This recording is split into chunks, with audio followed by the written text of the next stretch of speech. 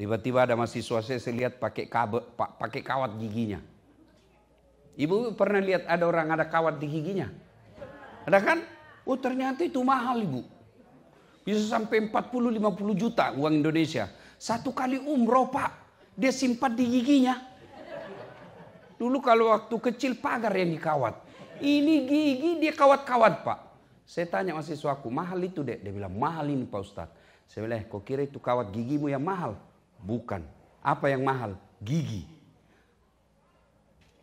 Biar kamu pasang harga kawatmu itu, harga 200 juta, tapi kalau tidak ada gigimu, apa kamu kawat? Hebatnya lagi nih gigi pak, dibatasi tumbuh dan panjangnya. Bapak pernah tidak bayangkan seandainya ini gigi tumbuh seperti rambut? Gondrong semuanya. Saya kira bapak tidak akan sampai di Amerika kalau gondrong rambutnya pak. Iya toh? Masya Allah. Dan bapak ibu pernah rasakan bagaimana ketika kita makan kerupuk yang melempem. Itu dia bisa bedakan. Ini kerupuk lama, ini kerupuk baru. Meskipun modelnya sama, tapi begitu digigit, ditahu, oh ini sudah melempem. Apa fungsinya? Namanya fungsi saraf. Dalam gigi kita ada seorang dokter ahli gigi di Indonesia, saya tanya, bagaimana itu kira-kira kalau orang dicabut giginya tanpa disuntik bius? Dia bilang bisa mati mendadak itu orang kalau dicabut. Allah kasih kita ini gigi gratis. Hebatnya lagi ada 3 bentuknya. Yang di depan fungsinya apa? Memotong makanan. Namanya gigi seri. Masuk ke dalam lebih tajam. Namanya gigi taring. Fungsinya apa? Merobek. Makanya kalau bapak makan daging kasih begini. Tidak begini. Keluar gigimu semua pak. Iya tahu. Allah karim. Masuk lagi ke dalam. Paham juga ini 2 bocah dia ketawa. Lafi full. Ya kan? Masuk ke dalam. Ada lagi namanya gigi geraham. Dia fungsinya menghancurkan. Dia bisa remukkan. Allahu Akbar. Dan itu semua Allah kasih gratis. Itulah sebabnya dalam Al-Quran selalu Allah tanya kita. Diulang-ulang dalam surah Ar-Rahman. Fabi ayyi ala'i rabbikuma tukatsiban. Bapak ibu pasti adik-adik ini terutama pasti pecinta bola. Ya kan pak? Selalu PSSI kalah. Kalau saya begadang kalah lagi. Aduh. Iya toh? Kenal kita Ronaldo, Lionel Messi. Itu gajinya kumpul seluruh masyarakat Indonesia yang kerja di sini masih lebih besar gajinya Ronaldo 1 bulan. Ya, ya kan? Tapi apa Ronaldo yang hebat? Bukan. Tapi karena Allah kasih lutut yang bisa bengkok. Mana bisa biar dia punya teknik, skill, kemampuan, tapi lututnya tidak bisa bengkok. Mana bisa dia main bola begini? Iya kan? Allah karim. Makanya Allah selalu kalau ada orang suka mengeluh, dengar ini kesehatan yang Allah kasih kita. Tapi apakah setelah semua ini baik, kita mulia di sisi Allah? Tidak. Ada manusia namanya Fir'aun. Kaya. Raja bu. Kekayaannya sampai sekarang masih dikejar di Mesir. Masih dicari tertimbun di tanah Mesir. Kaya sekali. Pasukannya gagah perkasa. Cakep, tinggi besar. Menurut film yang saya lihat. Ya. Digambarkan tinggi besar, putih bersih. Tapi tidak punya iman. Allah hinakan itu Fir'aun. Dilaknat oleh Allah. Laknat Allah bagi Fir'aun ditulis dalam Quran haram masuk surga. Kalau kita pak masih 50-50. Ada harapan masuk surga, ada harapan masuk neraka. Kalau Fir'aun sudah ditulis haram masuk surga. Kenapa? Tidak punya iman. Cukup sampai di situ laknat Allah? Tidak. Allah hina Fir'aun sampai detik ini tidak ada warga muslim di New York ini yang mau kasih nama anaknya Fir'aun. Bapak mau kasih nama anak Fir'aun? Nah, saya kasih ke Fir'aun. Elektabilitasnya paling tinggi nih. Populer, raja, bangsawan. Mau? Jangankan kasih nama pak. Kita aja disebut Fir'aun marah. Begitu hinanya Fir'aun. Sebaliknya. Ada orang tidak ada nilai di depan manusia. Namanya budak. Budak itu beda dengan pembantu. Kalau pembantu buruh, dia kerja, ada gajinya. Budak hak milik. Bapak tahu namanya hak milik? Hak milik punya kita. Namanya hak milik, saya punya, saya mau banting, mau jual, mau bakar, terserah. Namanya hak milik. Itulah Masyitah. Tukang sisirnya Fir'aun. Tapi punya iman. Allah muliakan. Nah ibu bapak saudara-saudara sekalian. Sengaja saya sampaikan ini, pelihara iman. Pelihara iman. Saya yakin bapak ibu sekalian di sini masih aman imannya. Generasi pertama bapak nanti gimana? Generasi kedua nanti gimana? Kami yang ada di Indonesia, insya Allah akidah kami kuat. Paling juga bisa setat kalau dia menikah beda agama, lambat laun dia tinggal. Tapi di sini kalau tidak kuat iman, lingkungan akan mempengaruhi kita. Akhirnya lambat laun anak kita tinggalkan agama. Demi Allah, kurang apa kayanya Fir'aun? Kurang apa popularitasnya Fir'aun? Tapi karena tidak punya iman, tidak ada nilainya di hadapan Allah. Kasihan kita merantau jauh-jauh dari Indonesia, meninggalkan leluhur kita, meninggalkan tanah air kita. Sampai ke sini saya yakin tidak ada yang gajinya 1 bulan $1 juta di sini. Tak ada. Tidak ada yang gajinya sampai di sini 1 bulan $500.000. Tidak ada. Lalu kenapa akidah kita tidak jaga baik-baik? Mau kemana Pak? Mau kemana? Berapa umur Bapak sekarang? Ini turut. Muka sakaratul maut Pak. Mau kemana Pak? Mau kemana? Ayo. 75. Saya tidak yakin Bapak masih dikasih 25 tahun. 100 tahun mulai pikun kita Pak. Jimmy Carter meninggal hari ini kemarin. 100 tahun pas umurnya. Coba. Kerjaan saya di Makassar hampir tiap malam takziah. Samsi Ali pun tadi mengatakan beliau katakan begitu. Mumpun saya ingat, terima kasih Ibu Samsi Ali, nyonya yang mempersembahkan coto versi New York. Nah, sudah viral di Makassar. Masya Allah. Saya di sini dikasih roti terus roti. Saya bilang ini perut bugis ini Pak. Kok kasih saya roti 1 baskom ndak goyang perutku.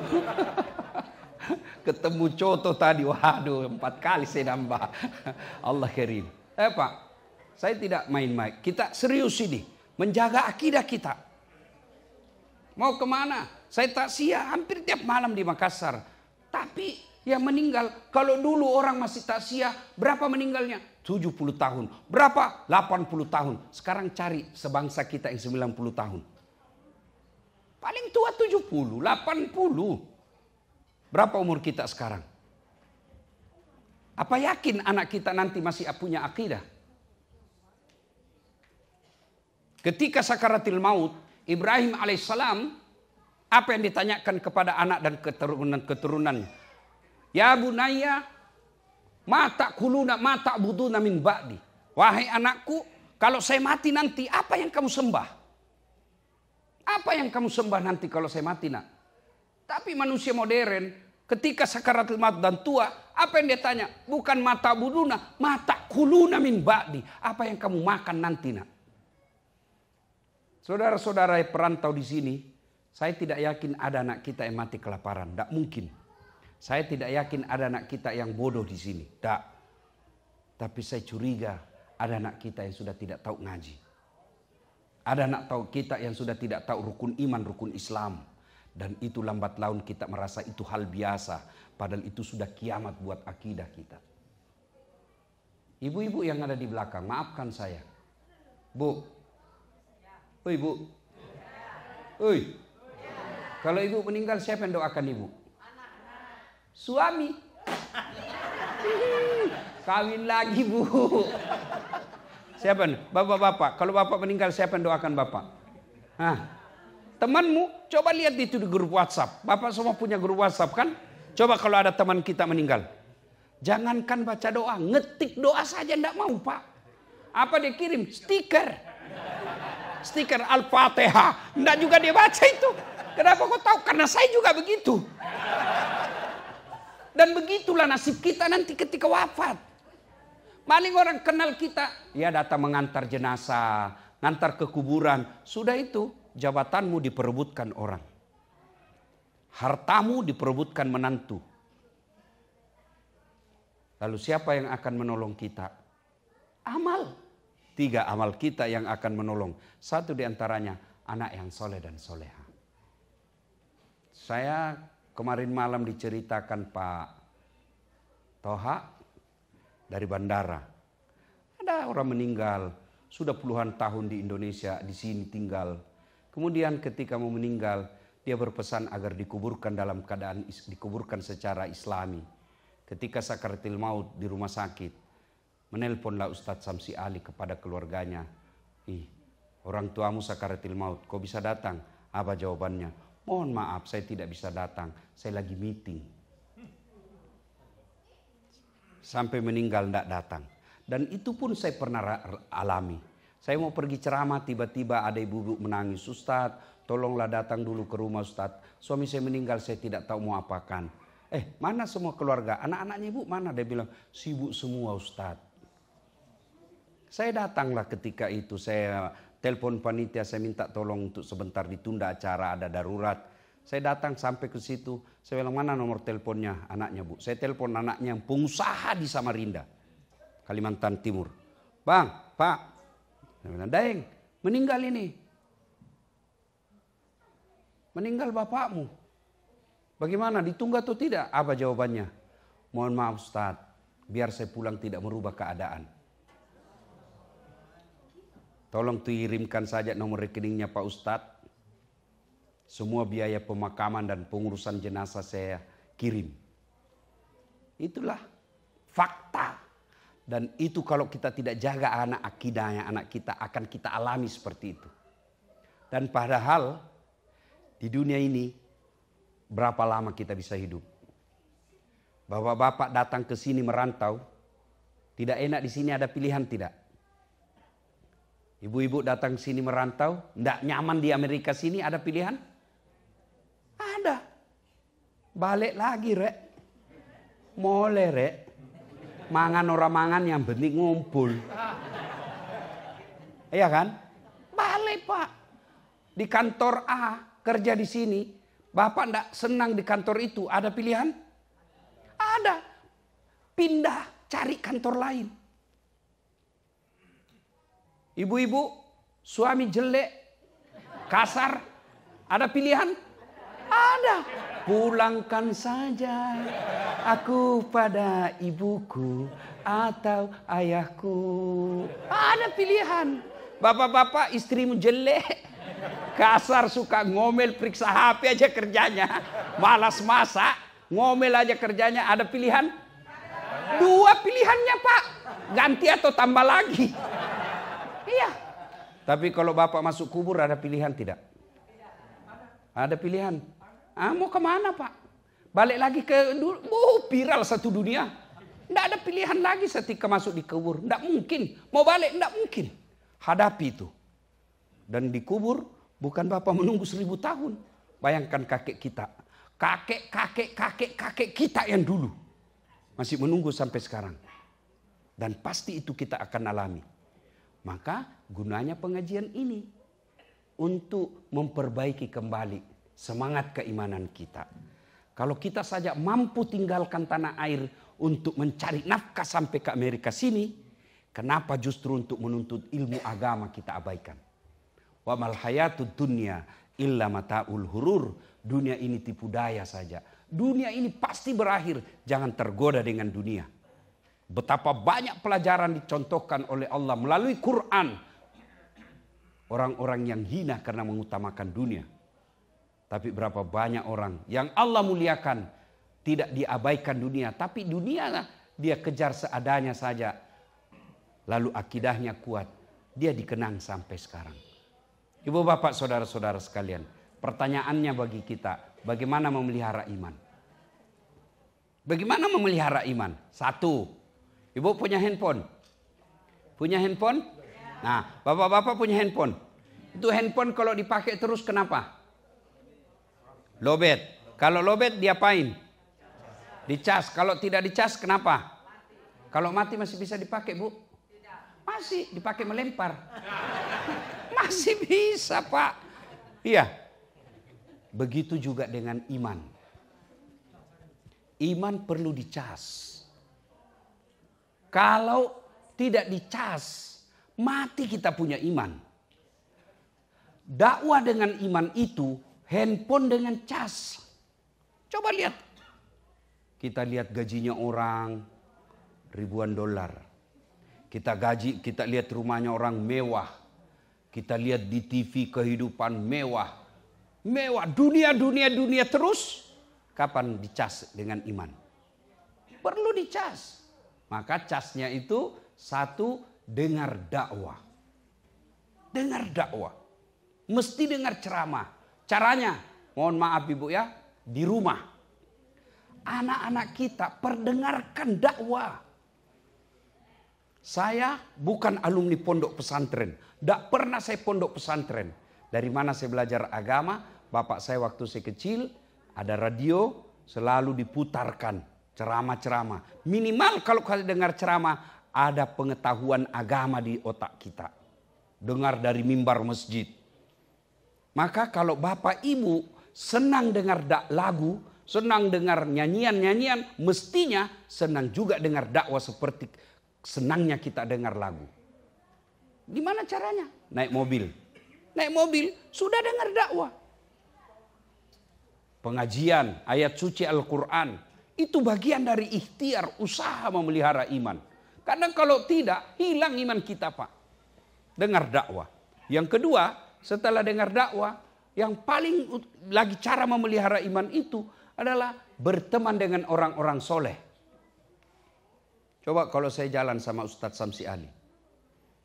Paling saya tanya, Ustadz, di mana masjid bisa berjamaah di sini? Tidak mungkin saya bilang, Ustadz, di mana panti pijat yang bagus?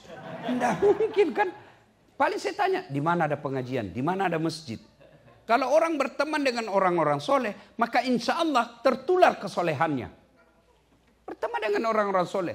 Nabi mengilustrasikan, orang berteman dengan orang-orang soleh itu, mengilustrasikan, kalau kau bersahabat dengan penjual parfum, kalau kau tidak dapat parfumnya, kau dapat bau harumnya. Iya kan? Kalau kau berteman dengan pandai besi, kalau kau tidak dapat apinya, kau dapat bara panasnya. Maka ibu-ibu hati-hati milih teman. Siapa teman ibu bergaul? Kalau teman ibu bergaul tukang gosip, lambat laun ibu akan tertular tukang gosip. Minimal membenarkan. Katanya oh iya. Masa? Itu minimal itu. Bapak-bapak kalau berteman orang-orang peselingkuh, bapak lambat laun diajari. Caranya gampang supaya tidak ditahu istri. Itu lambat laun. Tapi kalau bapak berteman dengan orang-orang soleh, maka dia akan menularkan kesolehannya. Yang ketiga, cara memelihara iman. Jangan mengunjungi tempat-tempat yang diyakini banyak maksiat di situ. Kalau bapak tahu, ini dosa saja di dalamnya ini, sementara imannya bapak gampang goyang, jangan coba-coba.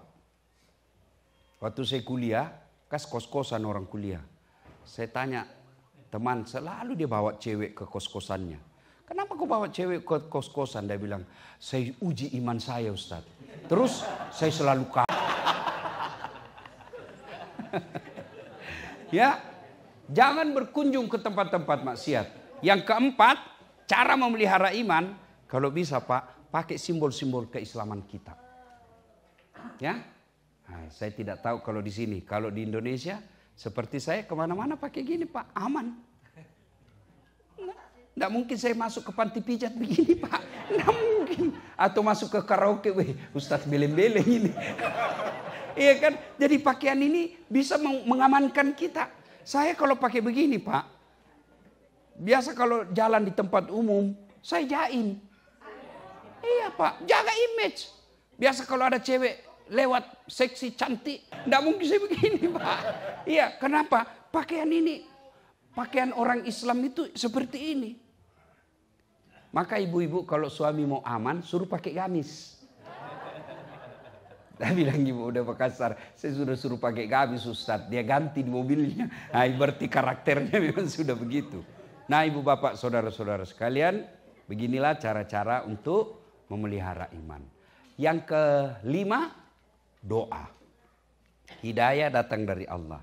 Dan doanya dalam ujung-ujung akhir surat Al-Baqarah, Rabbana la tusik qulubana ba'da is hadaitana wa hab lana min ladunka rahmah innaka antal wahhab. Itu doa. Minimal makna dari ayat itu, ya Allah, jangan engkau gelapkan hati saya, jangan engkau tutup hati saya, jangan engkau lindungi hati saya, serta jangan engkau sesatkan, gelapkan setelah engkau berikan hidayah dan petunjuk. Itu kita minta kepada Allah. Dan doa itu Pak tidak harus bahasa Arab.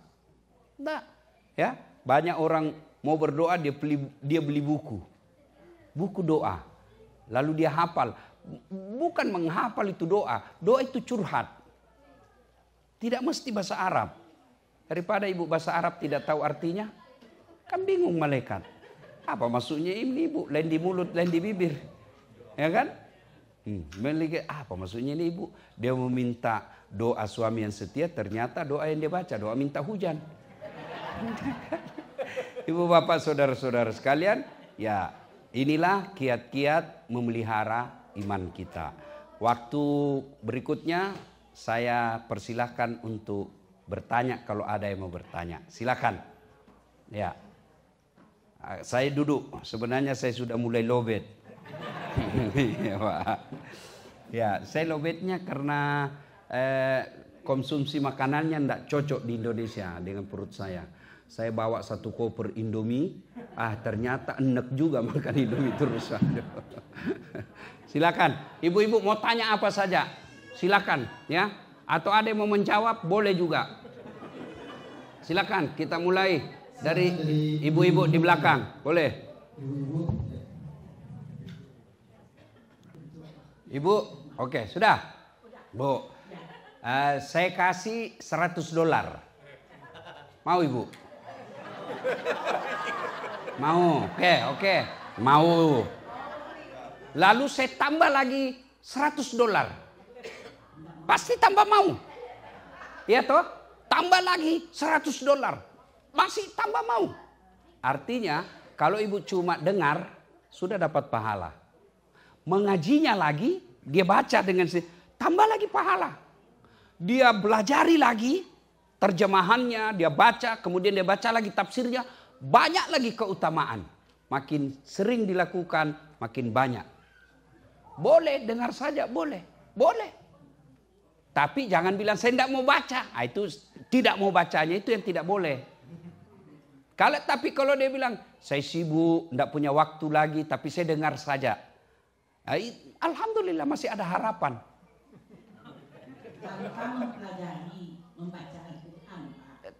Kalau maksudnya dia tidak mau belajar. Tidak mau belajar. Tidak mau belajarnya itu tidak baik. Tapi mendengar murattalnya itu baik. Ya, masih lebih baik daripada tidak mau belajar, tidak mau mendengar pula. Tapi kalau mau yang lebih baik, mendengar dan belajar. Makanya saya bilang tadi, ibu mau $1, $10, $100, sudah itu saya tambah lagi, makin banyak amal, makin bagus. Dan bapak ibu harus tahu, orang masuk surga bukan karena tidak ada dosa. Coba, mana ini contoh, saya kasih contoh. Cuma tidak ada contoh di sini. Ya, tidak ada. Saya mau kasih contoh saja ya. Dek Gagah, ini ada rupanya, ada. Oke. Ibu bapak, saudara-saudara sekalian, ya, saya kasih contoh ya. Nah, bapak ibu lihat ini. Jawab dulu, lobet betul. Lihat ini. Nah, anggaplah ini dosa. Menipu istri. Alasan rapat-rapat ternyata pergi merapat. Ya kan? Anggaplah ini dosa menipu suami. Izin pergi pengajian 30 menit 2 jam gosip. 30 menit saja dengar dakwah, 30 menit gosip. Anggaplah ini gibah. Anggaplah ini makan barang-barang yang tidak halal. Ini di sini dosa. Nah, kira-kira kalau saya kasih di sini Bapak Ibu masih lihat? Masih lihat? Nah, inilah amal. Ini dosa, ini amal. Itulah makna dari hadis, tutupi kesalahanmu dengan memperbanyak kebaikan, amal. Maka yang kita kejar berlomba-lomba dalam kebaikan. Pastabikul khairat. Maka yayasan saya itu tagline-nya, motonya pastabikul khairat. Berlomba-lomba dalam mengejar kebaikan. Ibu ngaji, pahala. Dengar dakwah, pahala lagi. Masak, pahala lagi. Masak sambil dengar dakwah, pahala lagi. Masak sambil dengar ceramah, pahala lagi. Makin banyak pahala, akhirnya dosa timbang, kurang. Bukan dikurangi, tapi beratnya amal lebih banyak daripada beratnya dosa. Itulah sebabnya ada 2 malaikat, Pak. Ada malaikat pencatat kebaikan sebelah kanan, ada malaikat pencatat keburukan sebelah kiri. Tidak boleh dikatakan, tidak usah kau sholat, tidak pakai jilbab. Tidak pakai jilbab beda, sholat juga beda. Itu makna ayat, wala talbisul haqqa bil batil. Allah tidak mencampurkan antara hak yang batil. Maka ketika ditimbang kebaikannya sebelah kanan, timbang keburukannya sebelah kiri, ternyata timbang punya timbang lebih berat kebaikannya daripada dosanya, meskipun selisihnya 0,1% dia masuk surga. Yang celaka, kita hobi dosa, kurang amal. Kalau tidak bisa memperbanyak amal, jangan tambah dosa. Begitu rumusnya. Kalau banyak dosa, mestinya lebih banyak lagi kebaikan kita.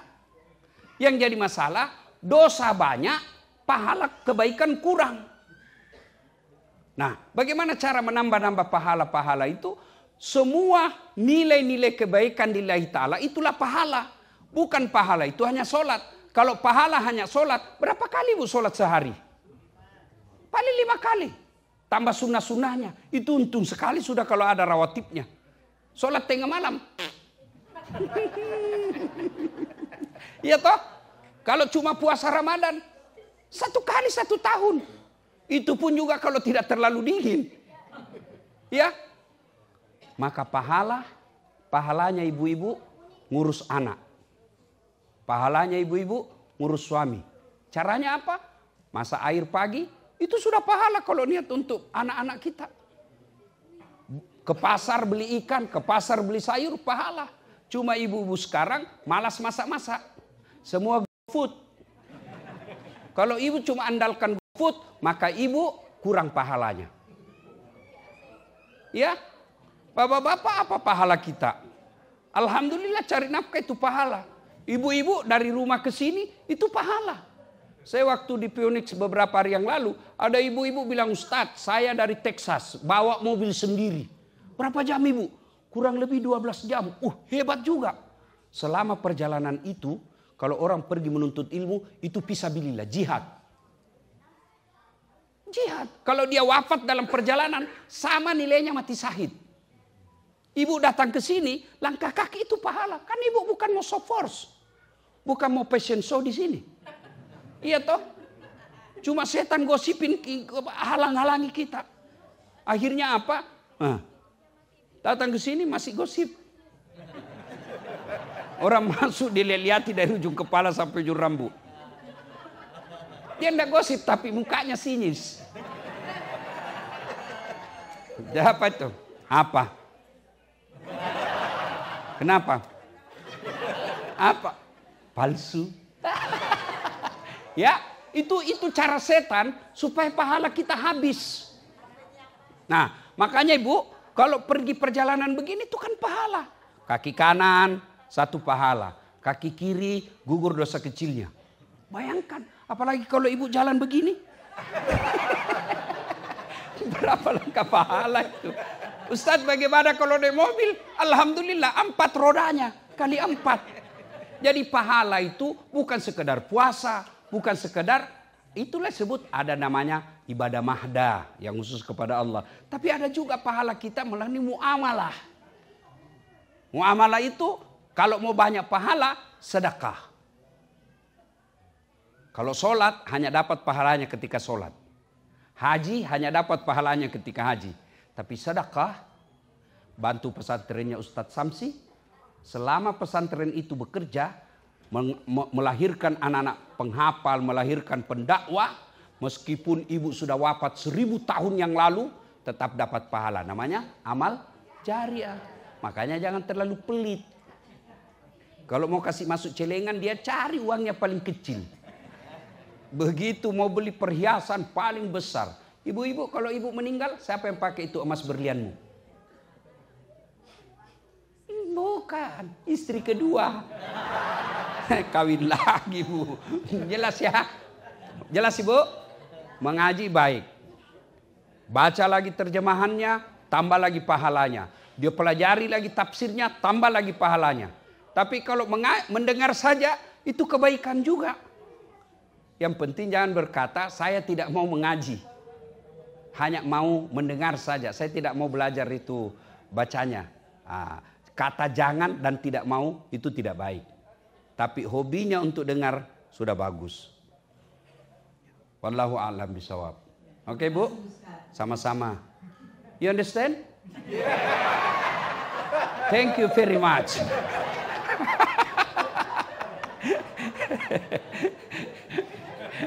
Ada lagi? Ada lagi? Ya. Pak, dalam dakwah itu memang ada metode. Ya, ada metode yang fokus serius terus. Seperti Bapak Quraisy Shihab. Tapi percaya anak-anak seperti ini, adik-adik saya ini yang begini, bakal ditinggal. Maka dalam dakwah itu ada juga bahasa, ada metodenya. Ada metode. Maka ada baru-baru saya buku tulisan dakwah saya itu ada dalam buku baru saya bikin. Ada 2 buku bahasa baru diterbitkan Gramedia. 1 New Media dan Dakwah. Dakwah di medsos tentu beda dengan dakwah di mimbar. Ya, sekarang dakwah ini lebih efektif melalui medsos. Kalau saya dakwah di mimbar paling dengar seperti ini berapa di sini? Paling 300 orang. Tapi begitu saya post di YouTube berapa juta yang nonton. Ada baru-baru saya post di IG saya yang saya sisir ibu saya sambil diskusi. Itu dalam 1 hari 11,5 juta yang nonton. Itulah hebatnya itu namanya medsos. Jadi dalam dakwah ada metode. Beda ketika saya berhadapan dengan adik-adik, beda ketika bapak, ya beda kemudian lain-lain. Dan itu ada tahapnya. Al-Quran ketika mengharamkan hamar tidak akan langsung haram. Tidak, bertahap itu. Pertama dibilang dulu hamar itu ada faedahnya, tapi ada juga jeleknya. Ketahuilah jeleknya jauh lebih banyak daripada faedahnya. Yang kedua turun lagi setelah jauh-jauh, turun lagi periode ayat kedua tentang hamar. La taqrabus salata wa antum sukara. Jangan kau dekati solat ketika kau dalam keadaan mabuk. Berarti makin jauh. Sudah dilihatnya itu baru pak turun ponis. Namal khamru. Hamar rijsun, bapak moyangnya dosa. Min amalis syaitan, perbuatan syaitan. Jauhi agar kamu termasuk orang-orang beriman. Itu ada caranya. Jadi saya dalam berdakwah lihat dulu. Oh ini yang penting senang-senang dulu. Yang penting dia gembira-gembira mau dengar dakwah. Dan ada begitu, ada metodenya. Ya, terima kasih atas sarannya Pak. Ya, mudah-mudahan ada rezeki datang lagi. Amin. Ada lagi? Ada lagi? Ya. Ibu dulu. Yang belakang. Saya sebagai Muslim peduli terhadap Palestina. Bentuknya 1, sudah pasti saya doakan. Yang kedua, saya tidak akan pernah mengkonsumsi lagi produk-produk yang menyerang mereka. Ya, saya minimal itu. Saya tidak akan mengkonsumsi di rumah saya sampai anak saya pun dia sudah tahu. Oh ini yang menyiksa, ini yang membunuh saudara kita. Tidak boleh sebut merek Pak. Nanti saya malah tidak bisa pulang. Ya kan? Ya. Jadi ya sampai ke anak kita diajarkan. Perlihatkan ini loh perlakuan mereka. Caranya minimal itu, kita boykot. Ya, bapak-bapak membela Palestina tapi merokok. Rokok itu produk mereka. Minimal itu saya anjurkan. Yang ketiga, setelah itu saya kalau ada duit saya berderma. Tapi ke pos-pos yang resmi. Karena banyak juga sekarang yang memanfaatkan itu. Harus catat yang resmi. Yang resminya kalau di Indonesia saya sarankan apa? Palang Merah Indonesia. Sudah jelas itu. Nah, apalagi bentuk-bentuk kepedulian kita kepada mereka adalah ikut kalau ada acara-acara seperti itu ya. Nah, ada yang bilang kenapa Ustaz tidak ke sana? Ngapain saya ke sana? Ke sana saya juga nanti mempersulit orang. Oh, jihad. Kalau mau jihad, ya jihadnya tadi itu. Kita ke sana nanti malah menambah beban orang di sana. Ya, wallahu alam. Kemudian cara husu. Husu ini dulu yang kata Ustadz Samsi Ali mindset. You understand mindset? Mindset. Itu dulu yang harus ibu pahami. Apa itu husu? Jangan pikir husu itu tidak ingat apa-apa. Ustadz, husu, sholat, tidak ingat apa-apa. Bukan sholat itu, pingsan. Ya, husu itu fokus terhadap apa yang kita kerjakan. Husu, pup, buang air besar. Husu, bagaimana caranya? Jangan sambil merokok. Itu tidak husu namanya itu. Ya, ibu fokus, itu namanya husu fokus. Nah, kalau kita sholat, pasti setan mengganggu. Saya ingat istilahnya Quraisy Shihab. Itu orang husuk dalam sholat itu seperti orang bawa mobil. Orang kalau bawa mobil kan kadang-kala setirnya mau ke kanan, mau ke kiri. Ketika mau ke kanan padahal dia harus lurus, jangan Bapak ikuti ke kanan. Tetap fokus. Ya. Nah, ulama pun mengajarkan, ada hadis. Bagaimana supaya bisa husuk dalam sholat? Satu, sempurnakan wudhu. Selama saya di sini, barulah saya tahu ciri-ciri orang beriman. Apa maknanya itu hadis? Mengatakan bahwa menyempurnakan wudhu di musim dingin. Saya bilang, oh ini maknanya ini. Kedatat kalau dingin sekali Pak. Berat sekali kata rasanya kita mau wudhu. Itu baru wudhu. Bagaimana mandi junub? Iya, terus saya bilang, berat juga orang di sini. Oh syukurnya ada air panas. Iya kan? Allah Karim. Ya, sempurnakan wudhu. Yang kedua, menurut hadis, dari wudhu ke tempat sholat, jangan banyak bicara. Itu, karena mengganggu setan itu. Tapi apa yang kita praktekkan? Dari tempat wudhu ke tempat sholat, WhatsApp. Kalau perlu telepon. Ya kan? Nah, sebaiknya tempat wudhu, langsung masuk sholat, duduk. Kalau di masjid, tahiyatul masjid dulu. Nah, berikutnya lagi, pahami apa yang kita baca. Saya mulai tahuruhan, ini sudah puluhan tahun sholat Pak. Saya curiga masih ada yang tidak paham surah Al-Fatihah dan terjemahannya. Paling ada 2 orang mungkin. Ya kan? Tapi kalau saya tes. Itu minimal Al-Fatihah. Kalau tidak bisa 7 ayat itu, minimal kata iyyaka na'budu wa iyyaka nasta'in. Apa artinya Bu? Ya Allah, hanya kepadamu kami menyembah dan hanya kepadamu pula lah kami memohon bantuan dan pertolongan. Coba kalau ditacamkan baik-baik itu, tidak ada stres, tidak ada galau. Kenapa? Kepada Allah kami berserah diri. Cuma kan kadang-kadang kita baca Al-Fatihah terlalu cepat.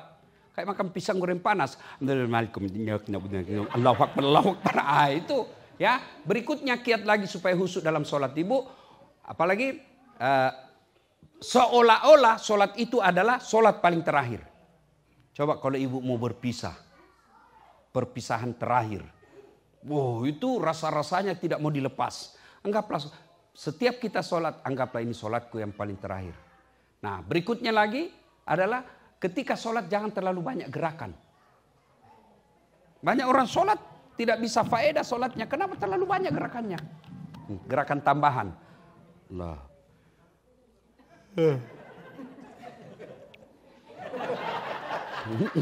Ngupil dia sholat Pak. Sudah ngupil di karela. Ya kan? Ada orang sholat kayak ditiup angin. Ada juga yang terlalu semangat. Ya Bapak ketawa karena membayangkan diri sendiri kan. Nah minimal itu ketika sholat jangan terlalu banyak gerak.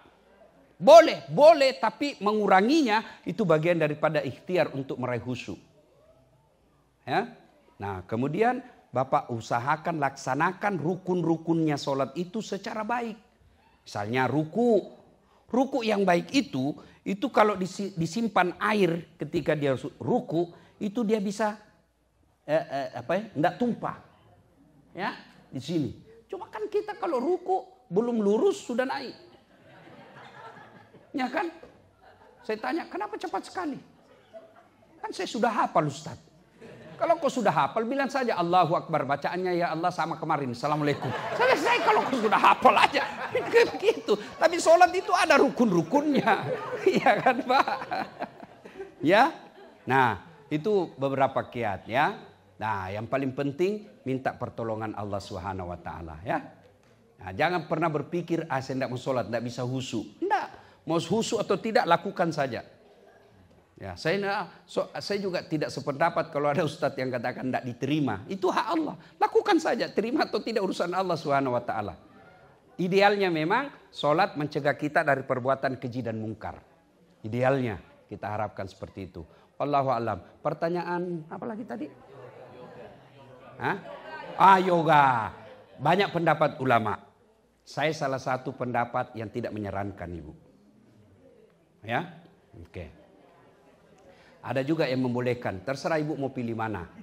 Kalau saya itu kalau soal fikih Bu ya, fikih itu namanya halal haram hukum Islam. Namanya fikih ya. Saya kalau fikih saya pendapat saya begini, fikih hukum.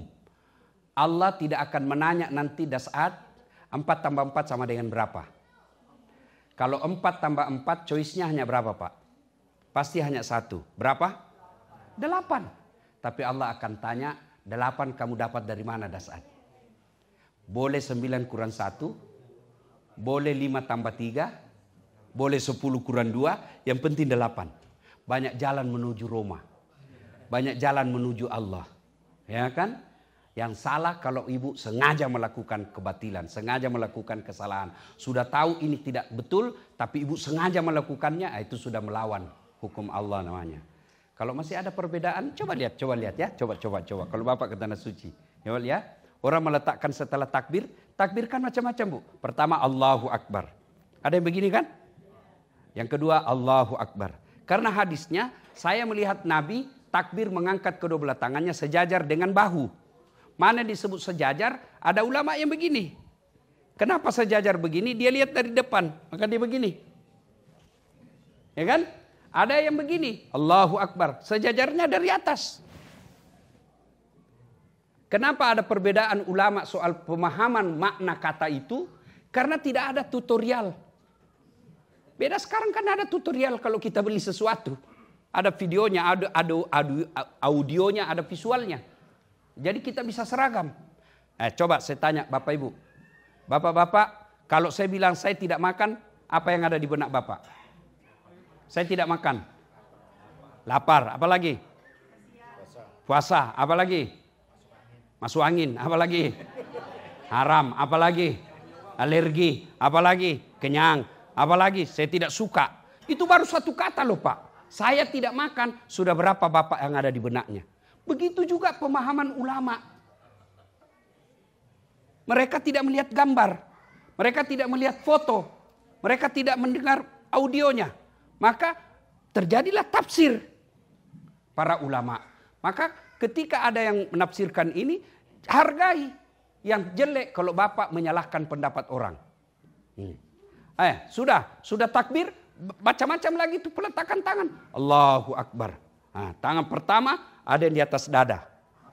Ada Bapak lihat orang sholat begini kan?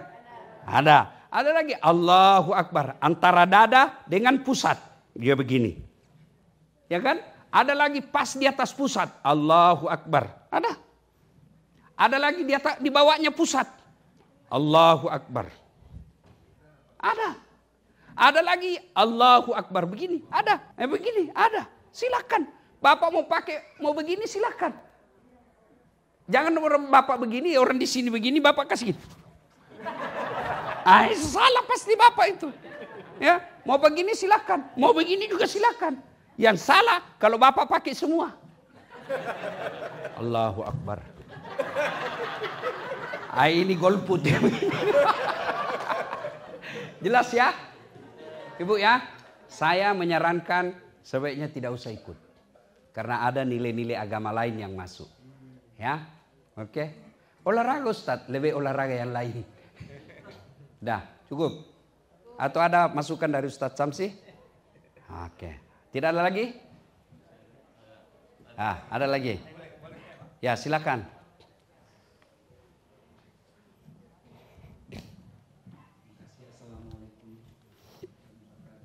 Waalaikumsalam.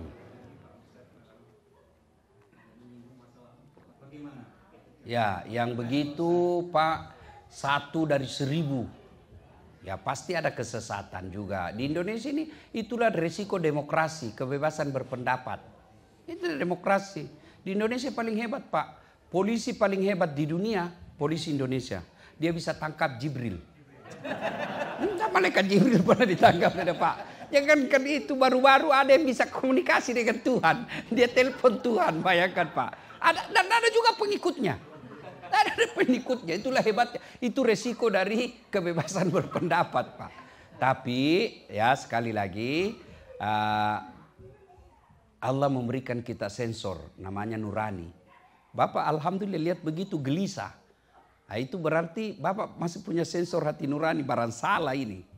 Nah, soal kemana kita berguru, ya sebaiknya lihat dulu, ya mazhabnya apa ini Ustadz, ya kita lihat. Kalau sudah kita lihat, tanya ke Ustadz yang lain. Saya punya kesimpulan soal Bapak itu, agamamu adalah siapa gurumu. Nah, itulah pentingnya juga negara membuat regulasi. Seperti Malaysia kok tidak ada begitu. Jarang kita dengar. Kenapa? Karena negara hadir untuk membatasi kebebasan. Di Malaysia itu konstitusinya ditulis Pak. Malaysia adalah negara Islam yang bermazhab Syafi'i. Itu ditulis. Ya, jadi kalau khutbah Jumat, kalau di sana Pak, kalau mau khutbah, saya diundang meskipun saya sudah doktor, dilihat banyak di YouTube ceramah-ceramah saya tetap harus melampirkan sertifikat atau ijazah atau surat izin dari MUI. Kalau di Malaysia tidak ada sertifikatnya, tidak bisa dia dakwah.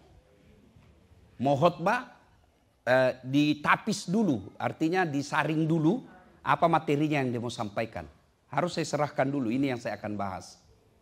Nah, itu kelebihannya di Malaysia. Kalau di Indonesia ya memang sebebas-bebasnya. 30 tahun jadi artis, film-filmnya semua film-film yang melupakan Tuhan, membuat orang lupa Tuhan. Tiba-tiba taubat, baru 2 bulan taubat, modal pelihara jenggot, celana jingkrang, dia kafirkan kita semua. Nah, itu ada begitu ya. Nah, maka harus hati-hati juga. Disitulah pentingnya orang tua mengarahkan anak. Ya, disitulah pentingnya kalau kita anak kita arahkan. Termasuk saya kepada istri saya bilang ini kalau mau belajar agama dengar ini baca ini karena kadangkala tanpa dituntun bisa salah memilih guru. Ya, bagus Pak, terima kasih. Wallahu a'lam bishawab. Cukup ya? Ada lagi? Bisa sampai 1 jam lagi? Bisa Ibu? Saya yang tidak bisa. Apresiasi, terima kasih ya ibu-ibu. Kalau bisa ada pengajian begini, bawa anak-anak kita yang kecil-kecil ya, minimal dia bersilaturahmi dengan sesama bangsa, minimal dia bisa dengar, minimal dulu dengar. Saya ini enggak pernah mondok, enggak pernah pesantren. Tapi gira saya belajar agama itu satu karena memang orang tua dari kecil selalu putar-putar ceramah. Waktu sekolah lagi, pertama sekali saya tertarik dakwah itu kaset Zainuddin Nursi. Saya pergi sekolah, PT-PT, kalau naik PT-PT, sopir PT-PT-nya itu namanya Pak Ukas. Itu selalu dia putar kaset Zainuddin MZ. Saya yakin selama saya berdakwah, almarhum yang punya PT-PT dapat pahala. Karena dari situ saya terinspirasi untuk belajar dakwah. Nah, makanya kalau Bapak Ibu dengar dakwah saya itu, metode dan tata cara sistematika dakwah saya mirip Zainuddin MZ. Cuma Zainuddin MZ versi Betawi, saya versi Bugis. Ya, ada orang bilang, apa itu beleng-beleng Ustadz? Ya kan? Bodoh, bukan. Kalau bodoh itu tidak kena hukum, Bu. Beleng-beleng itu tahu salah tapi dia lakukan. Itu beleng-beleng. Dia tahu berdosa kalau tinggalkan sholat. Tapi dia tidak sholat. Itu beleng-beleng. Dia tahu selingkuh itu salah. Tapi dia lakukan. Itu beleng-beleng. Dia tahu korupsi itu salah. Tapi dia lakukan. Beleng-beleng. Di korupsi 300 triliun. Tidak masuk juga akal saya, Pak. Akhirnya banyak di medsos.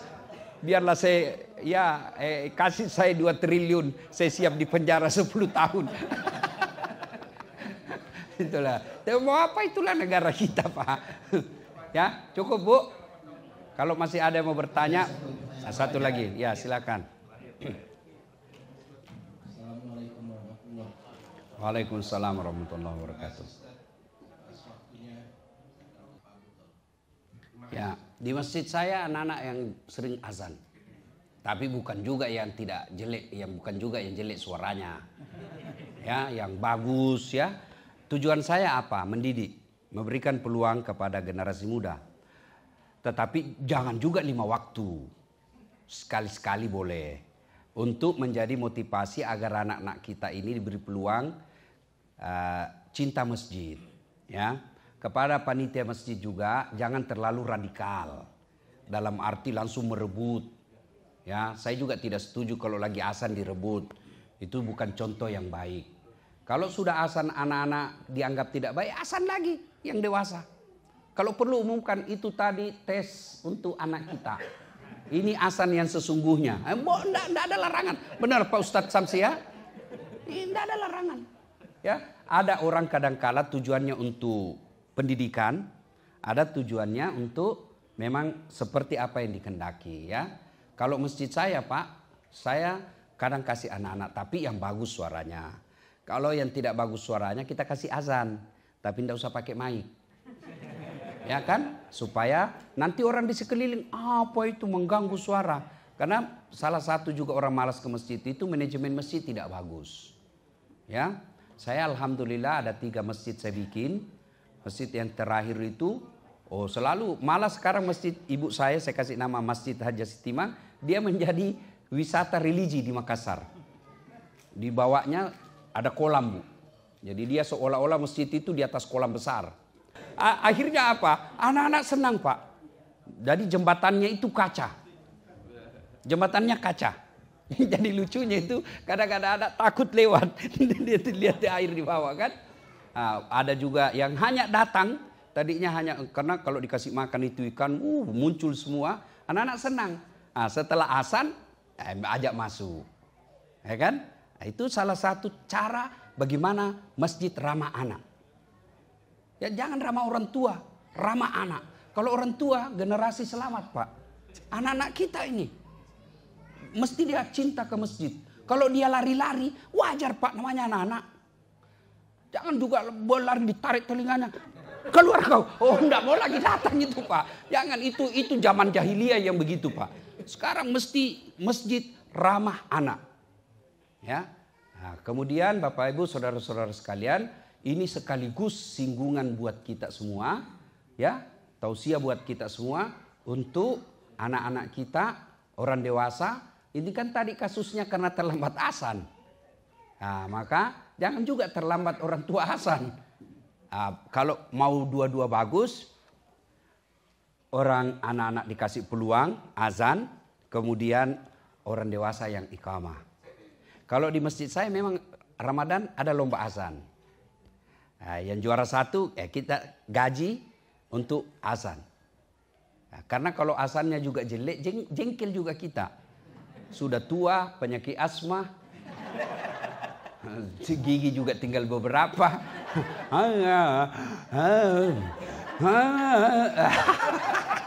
Jengkel itu lagi yang Hasan, dia lagi. Nggak boleh disalahkan. Kalau anak muda marah, kenapa bukan kau yang Hasan? Ya kan? Nah, manajemen masjid. Gimana anak-anak mau ke masjid, Pak? Yang ceramah sudah panjang nggak jelas. Dari salam pertama sampai terakhir neraka terus dicerita.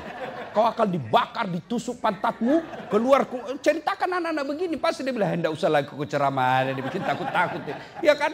Dapat lagi imam, Allah karim, terlalu panjang, Pak. Kita mau ikut, nggak dihafal, kita mau ruku. Belum selesai, terpaksa kita nonton semua di sini, Pak. Dibaca semua di pinggir jadi, Pak. Sudah dibaca, belum juga selesai, Pak. Bajunya lagi orang dibaca. Belum selesai juga, Pak. Wah, jengkel kita. Panjang betul itu, Pak Imam. Ya, itulah sebabnya Nabi katakan, kalau kau jadi imam, 2 tuh syaratnya. 1, ringkaskan. Itu Nabi yang bilang, bukan saya. Ringkaskan. 2, baca yang umumnya orang hafal.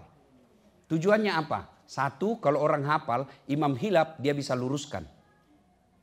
Saya termasuk sering cemas, Pak. Kalau yang dibaca imam, saya tidak hafal. Kenapa? Karena kalau salah, pasti saya yang diharap orang luruskan. Nah, saya juga tidak hafal, Pak. Iya kan? Waduh, saya cemas sekalinya. Dan itu sering terjadi. Nah, yang kedua tujuannya apa? Supaya orang khusyuk. Coba kalau imam baca wadduha, anak-anak ikut. Qul huwallah, anak-anak ikut. Kenapa? Dia hafal. Coba kalau dia baca yang panjang-panjang. Dia baca Al-Anfal ayat 5 sampai 70. Bingung kita, Pak. Dia khusyuk dengan bacaannya, kita khusyuk dengan hayalan. Iya kan? Masya Allah ya. Nah, itu perlu memang pengelolaan masjid ya. Dan alhamdulillah ya, selama saya jadi pendakwah, baru saya di New York ini pemimpin masjidnya presiden.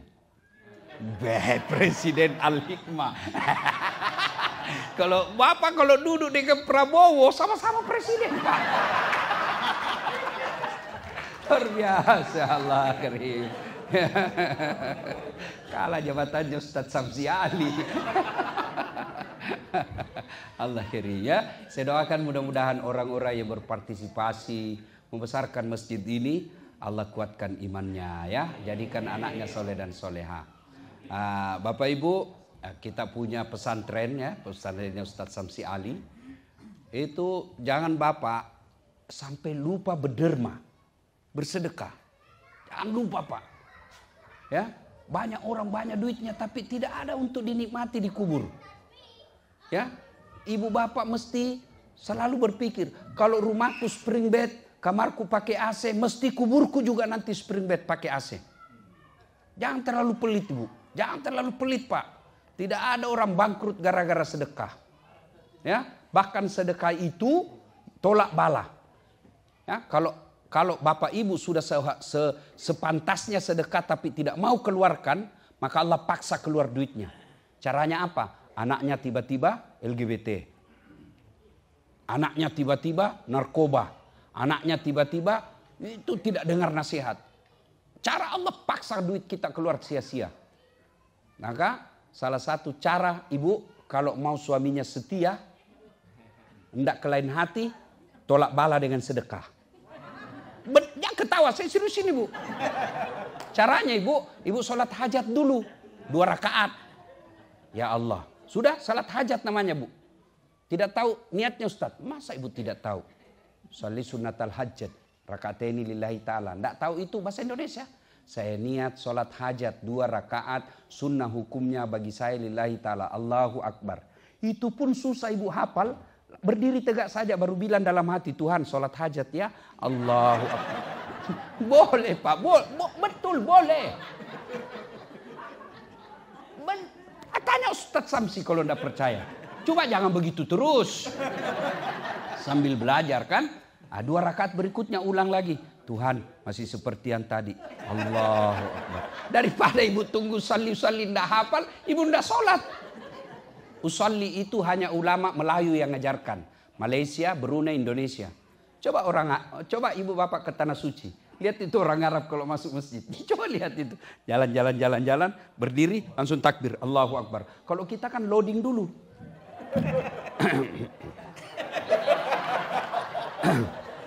Ya itu lagi menghafal dia. Ya kan? Nah, sudah ibu sholat hajat 2 rakaat. Sudah itu ibu berdoa. Ya Allah, ini ada duit saya 100 ringgit, 100 dolar. Saya akan kirim ke pesantren tolak bala. Semoga tolak bala ini suamiku terhindar dari wanita jahat. Boleh ibu. Baru Ustadz Samsi, berapa rekening pesantren? Ini ada tolak bala. Enggak sih. Yang jadi masalah kalau suaminya juga berdoa. Ya Allah, capek sudah lihat istri saya, ya Allah. Ngomel aja kerjanya, ya Allah. Ya Allah, ini ada duit saya, ya Allah, 100 dolar. Tolak bala, ya Allah. Bingunglah malaikat. Bu ya, sedekah ibu, sedekah ya. Apalagi usia-usia senja, mesti banyak bersedekah. Bagaimana supaya bisa bersedekah dengan baik? Jangan selalu berpikir saya memberi. Ini Pak, tips sedekah. Jangan Bapak pikir saya memberi, tapi pikir saya menyimpan. Bapak senang enggak kalau banyak saldonya? Nah itu saldo itu. Sedekah itu saldo. Makin banyak saldonya makin kita senang. Maka saya titip di pesantrennya Ustadz Samsi. Mudah-mudahan saya akan nikmati nanti di akhirat, di kubur. Nah itu caranya. Ini yang kita tinggal di dunia Pak. Pasti ditinggal. Pasti. Begitu ibu bapak meninggal. Ada yang dibawa mobil. Tidak mentang-mentang dia pakar teknologi. Titip dulu iPhone 16 di dalam kuburnya. Tidak. Coba kalau kita meninggal. Kain sama. Mulai paling kaya sampai paling miskin. Kainnya sama. Bukan kain sutra. Kain apa? Kain kafan. Tidak ada kantongnya. Beda orang Nasrani pakai dasi. Pakai jas. Kalau kita tidak. Itu menunjukkan. Coba lagi saya kasih lihat. Ya. Ada duit misalnya ya. Nah, biasanya ada duit saya di kantong. Oh tidak ada. Oh tidak ada. Biasanya ada. Biasanya. Nah, anggaplah ini 100 dolar. Anggap. Ya, boleh enggak? Saya dikasih begini. Nah, tapi ketika saya sholat, enggak boleh saya begini. Allahu Akbar. Enggak mungkin mentah-mentah ada duit 100 dolar. Allahu Akbar. Enggak. Kalau ada duit saya pegang. Allahu Akbar. Saya harus buka. Buang ini. Kenapa? Kamu ketemu dengan Allah. Kau akan tinggalkan semua ini. Maka kalau kita cari nafkah di sini jauh-jauh, jangan sampai ada yang kita tidak bawa untuk akhirat kita. Ya, caranya sedekah. Allah tidak lihat berapa banyak, yang Allah senang adalah rutinitasnya. Tiap Jumat Bapak punya sumbangan, tidak banyak, tapi tiap Jumat 20 dolar. Tiap Jumat 20 dolar. Almarhum bapak saya itu, saya ingat sekali, bertahun-tahun setiap maghrib pasti ada duitnya 100 perak untuk celengan di masjid. Bertahun-tahun. Tiap celengan, gelisah dia kalau mau pergi sholat jamaah maghrib, tidak ada duit 100 rupiahnya. 100 rupiah saja. Apa itu 100 rupiah bagi Allah? Tidak ada nilainya. Tapi yang nilai Allah, ini orang mau berbuat baik. Ya, yang paling sial, kalau kita tidak pernah bersedekah, padahal Allah kasih banyak. Allah tidak suka itu hanya menumpuk-numpuk kekayaan, pamer-pamer, lagu enggan, membayar sedekah. Apalagi tidak bayar zakat. Ibu harus bayar zakat. Zakat sedekah. Nah, ini penting nih zakat. Zakat itu rukun Islam. Ya, kalau ibu tidak keluarkan zakat, maka harta yang halal itu akan menjadi kotor. Kalau sudah kotor, dia akan menjadi istri pembangkang, anak melawan. Itu ciri-ciri harta yang sudah tidak berkah. Saya kasih contoh sederhana. Ini penting zakat, saya tambah sedikit.